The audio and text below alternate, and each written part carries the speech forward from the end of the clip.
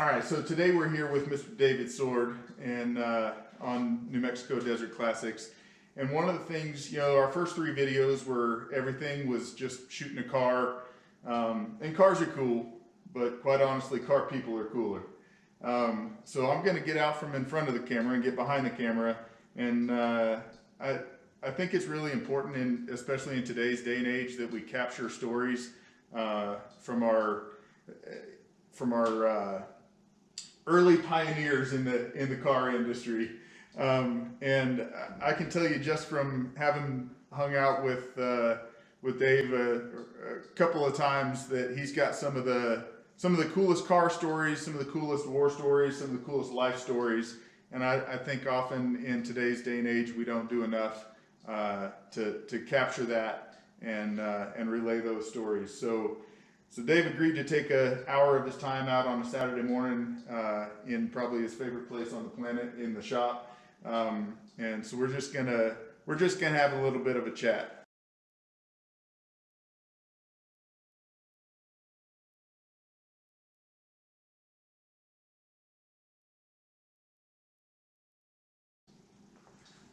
All right, Dave. So what would you say got you into the car culture? Well, a lot of things.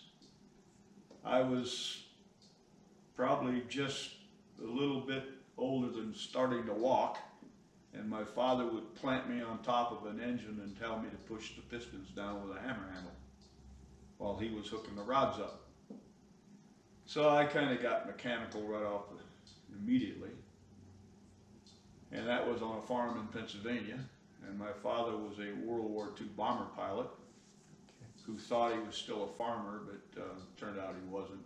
We later moved to Los Angeles to work for the aircraft industry.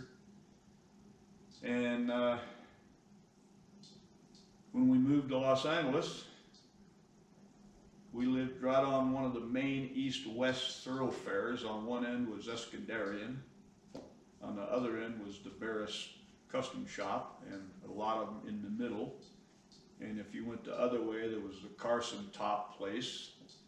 And I was only a little ways from Lions Drag Strip.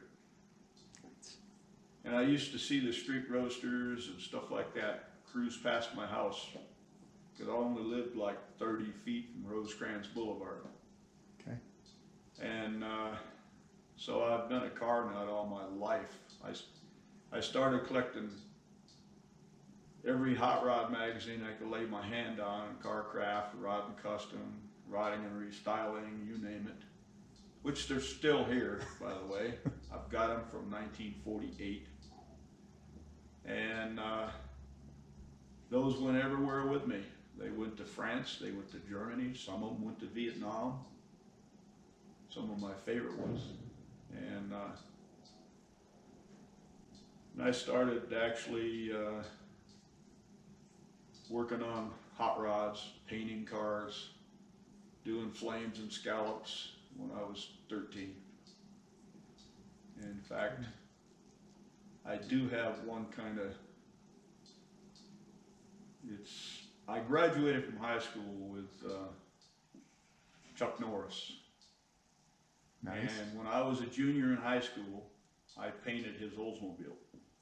He had an Oldsmobile convertible, and I put scallops all over the front end of it. And it was a beautiful blue with gold and silver scallops. And I never figured he'd get famous, but by golly, he did.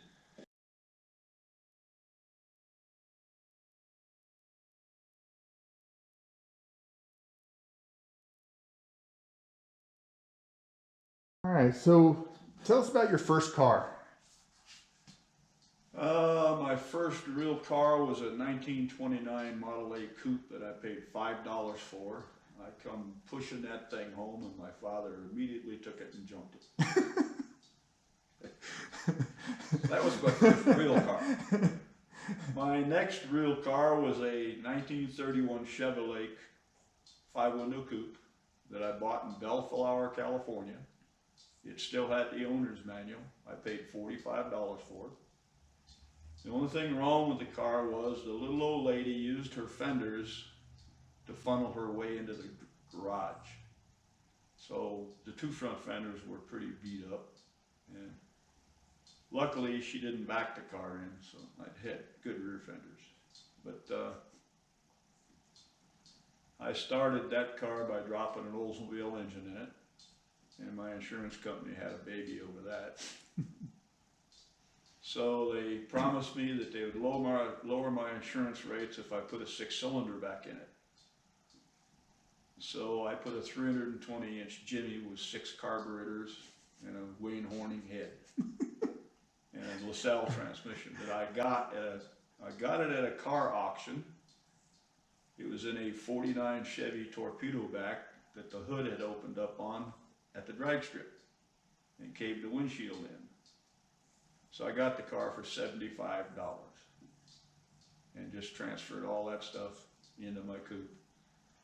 The insurance guy came to look at it and he says, well, it's a 6-cylinder, and lowered my insurance rates. Nice, an insurance company coming through on their promise. That's novel. That was back when everybody ran flatheads, and there wasn't a flathead in Los Angeles that could keep up with that Jimmy. Nice. They were bad. They were torque.